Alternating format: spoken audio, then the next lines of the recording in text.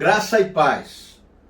Sou o pastor Fernando Fernandes, da Primeira Igreja Batista em Penápolis, aqui no interior de São Paulo, e é com grande alegria que chego até você, sua casa, sua família, por esse vídeo, que é disponibilizado pelo canal da nossa igreja, Road to Bloom 808, e também pelo Facebook, a página da igreja, a minha página pessoal, e aos amigos, irmãos, também por um grupo de WhatsApp. Queridos, normalmente no mês de maio, as igrejas cristãs, em especial as evangélicas, dedicam tempo para conversar, orar, refletir, estudar sobre família, estudar a Bíblia, né, o contexto bíblico sobre família. E eu senti de Deus no meu coração a orientação de falar durante este mês de maio. Nós estamos iniciando o mês de maio de 2021, né, para localização no tempo e no espaço, também sobre família. E o primeiro texto que eu quero compartilhar é um texto que eu já falei, inclusive na igreja, né, em vídeo é a primeira vez, mas é um texto que eu gosto muito, ele é muito significativo na minha vida pessoal, né, na história da minha família, tanto por parte de mãe quanto por parte de pai. E eu quero ler um único versículo bíblico. Nós vamos olhar outros versículos dentro do contexto, mas eu quero ler apenas o verso 27, no primeiro livro das Crônicas, no capítulo 17. Verso 27 é o último verso do capítulo 17 do primeiro livro das Crônicas. É uma oração que Davi está fazendo, né? Começa a partir do verso 16.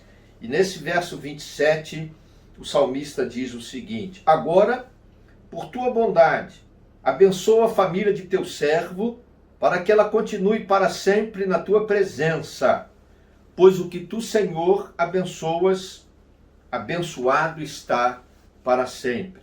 Esse texto é tão significativo para mim e também para minha esposa, graças a Deus. Eu já gostava muito dele e a minha esposa também, a ponto dela mandar fazer um quadro e colocar na parede aqui na sala de jantar na nossa casa com esse texto. Porque ele reflete bem aquilo que de fato deve ser o contexto da família, porque é assim que a Bíblia diz e que deve ser para nós no nosso coração. A família no reino de Deus.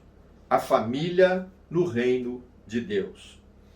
A família é a instituição primeva do reino cósmico de Deus, exercendo por isso o que podemos classificar como o papel maior da vida humana. Com essa frase, com essa assertiva, o Dr. Gerhard von Groningen e sua esposa, Harriet, vai abordar então sobre a família no contexto do reino de Deus, no livro A Família da Aliança, da editora Cultura Cristã. Dr. Groningen e sua esposa, né, Harriet, como podemos pronunciar também, falam sobre isso, que a família tem o papel maior da vida humana.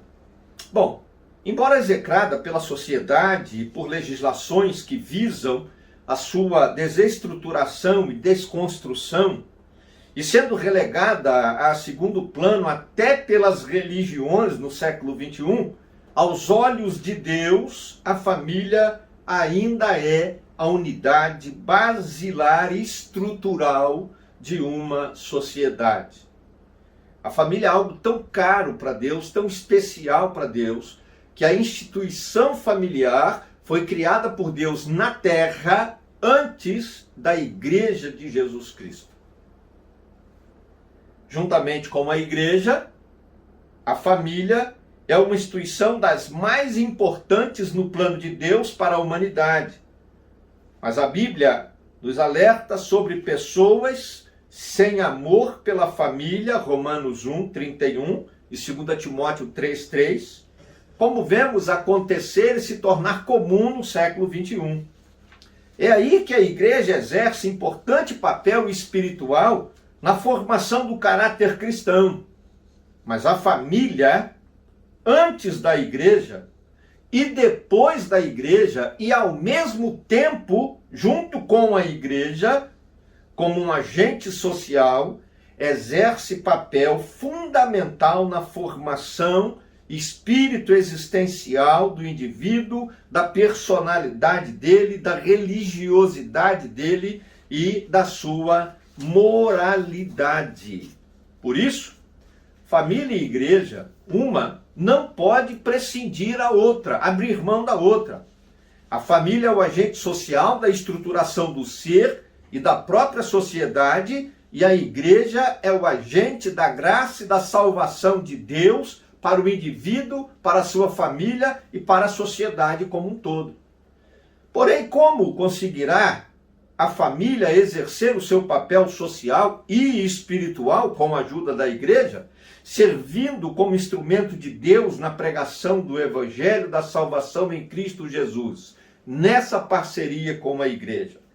Eu identifico 3 aspectos que devem ser levados em consideração à luz do argumento do Dr. Van Groningen no livro A Família da Aliança. O primeiro deles é: o Senhor é quem deve reinar sobre a família e na família. Primeiro livro das Crônicas, capítulo 17, o verso 20. O verso 20 diz assim: não há ninguém como tu, ó Senhor, não há outro Deus além de ti, conforme tudo o que sabemos. É interessante observar este verso 20, quando Davi fala que não há ninguém como Deus, e não há como saber, porque não existe notícia de que exista outro Deus como ele. Em comparação, lá o verso 16, no início da oração, que ele diz: quem sou eu, ó Senhor Deus, e o que é a minha família, para que me trouxeste a este ponto?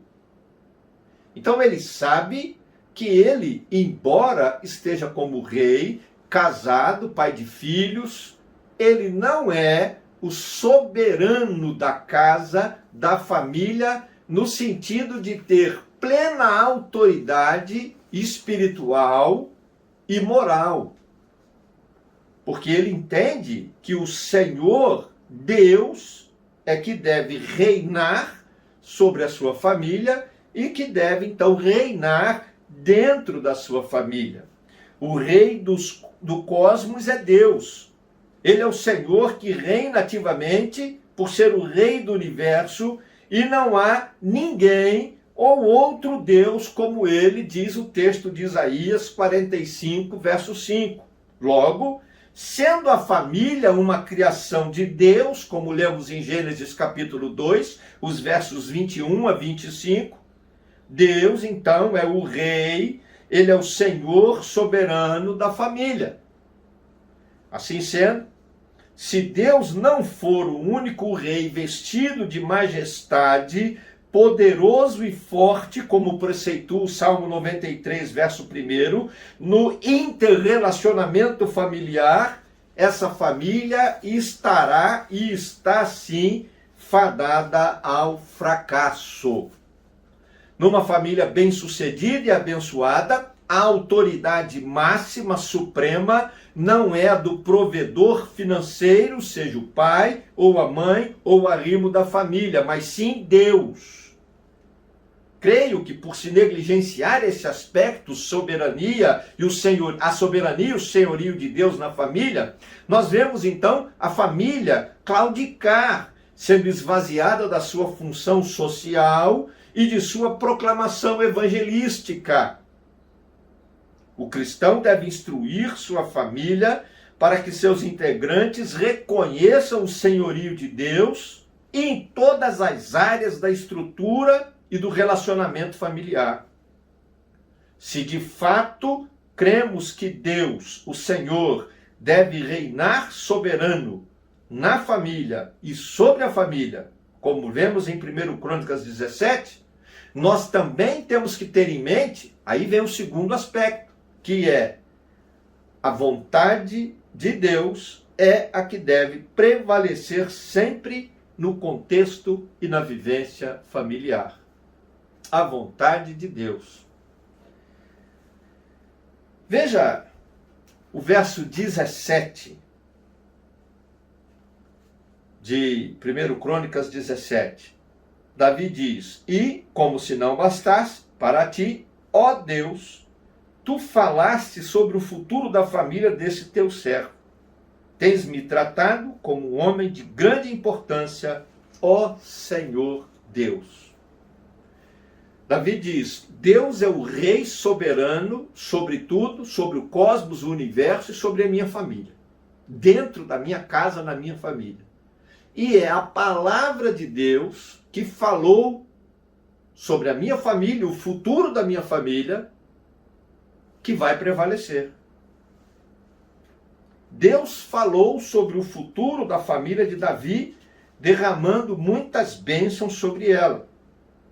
O fato de Deus falar tem sido, na verdade, tem sentidos bem distintos e objetivos no Antigo Testamento. Quando o Antigo Testamento diz que Deus fala, isso tem sentidos que devem ser observados com seriedade. E neste caso, a afirmação de que Deus falou sobre a família de Davi adquire uma característica profética, apontando para o futuro da instituição familiar. Não apenas a de Davi, mas para como as famílias de todas as gerações que viveriam e formariam seus filhos social, espiritual e religiosamente dentro do contexto da família. E aí vale ressaltar o padrão de família da Bíblia Sagrada. Eu respeito o que diz a lei, mas eu creio que a família, à luz da Bíblia, é marido e esposa, e seus filhos gerados no casamento, papai, mamãe e filhos. Esses arranjos familiares do século 21 não têm respaldo bíblico. E nós temos que tomar cuidado com isso. A ideia, quando Deus fala para a família, é a de que ele revela a sua vontade prevalente e predominante para a família, que deve dar ouvidos, que deve prestar atenção e obedecer a Deus e a sua palavra. Isso significa dizer que se Deus exerce soberania sobre a família, ele não só revela a sua vontade prevalente, dominante, como também preceitua vontades nos corações dos membros da família, sempre governando, direcionando, guiando os procedimentos e as condutas nos relacionamentos familiares.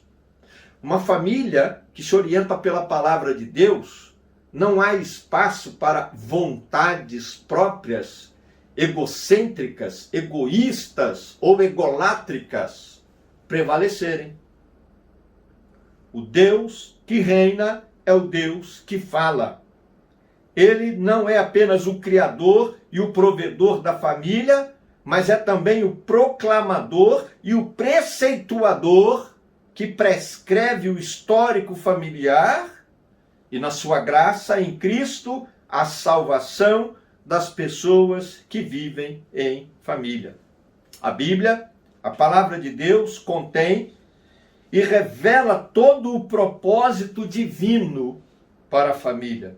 Negligenciar a palavra de Deus em família ou para a família é condená-la à falência institucional, social, moral, espiritual, desvirtuando-a do seu papel no plano de Deus como instituição basilar da sociedade e como instrumento amparada pela igreja para a salvação dos familiares. O cristão, o salvo em Jesus Cristo, deve, antes de tudo, viver e proclamar a palavra de Deus, ensinar a Bíblia em família e para a sua família, Família que é criação de Deus e que serve ao propósito divino de estruturar bem e para o bem a sociedade e para a salvação e redenção da sociedade. Queridos, nós ficamos por aqui, mas faremos outro vídeo para dar continuidade a esse estudo sobre a família no reino de Deus. E eu espero que você, com paciência, acompanhe e coloque os ensinamentos do texto sagrado. Deus, como soberano, o Senhor da sua família e dentro da sua família, e a palavra de Deus como o norte, o direcionamento de todas as decisões que hão de ser tomadas em família e para a família. Eu quero orar com você. Querido Deus e Pai, a nossa oração, ela é específica hoje, pedindo a tua bênção para as famílias, em especial a família daqueles que nos acompanham e nos assistem agora. O Senhor sabe as dificuldades de cada família, dificuldades de relacionamento, dificuldades espirituais, dificuldades financeiras, algumas dificuldades éticas, morais. Mas o Senhor tem propósito de abençoar a família, de restaurar a família, de curar a família, de salvar a família. Ó Pai, em nome de Jesus, nós repreendemos toda obra de Satanás contra a família desses queridos. Joga por terra, Deus, tudo aquilo que o diabo faz para desestruturar, para desconstruir, trazer discórdia. Promove perdão, reconciliação, amor. Dispensa a tua graça.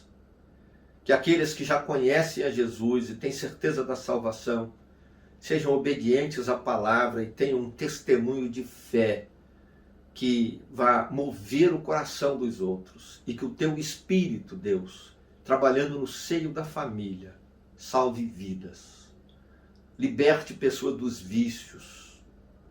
Liberte pessoas da corrupção, da imoralidade, do pecado.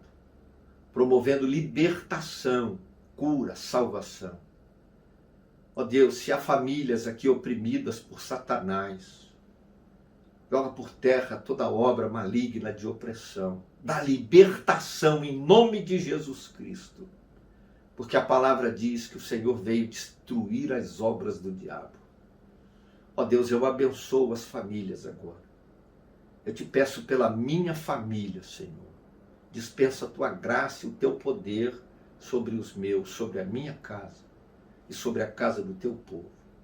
Eu oro assim, abençoando por fé, no nome santo e poderoso de Jesus. Amém.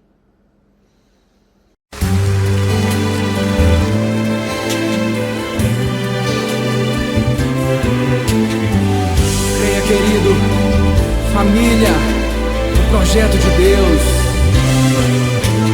Através da comunhão com Deus, serei uma bênção, levarei o que Jesus me deu para minha casa.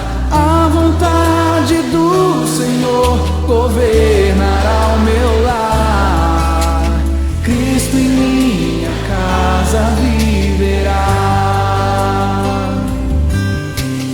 Através da comunhão com Deus, serei uma bênção, levarei o que Jesus me deu para minha casa. A vontade do Senhor governará o meu lar.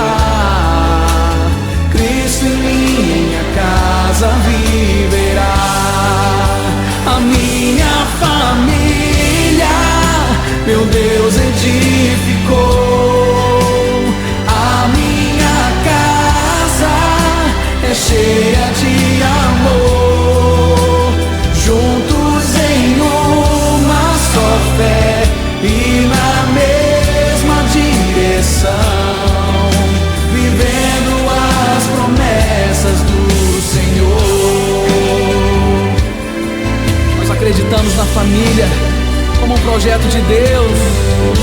Pai, mãe, filhos, heranças do Senhor. Pai, mãe, filhos no Senhor.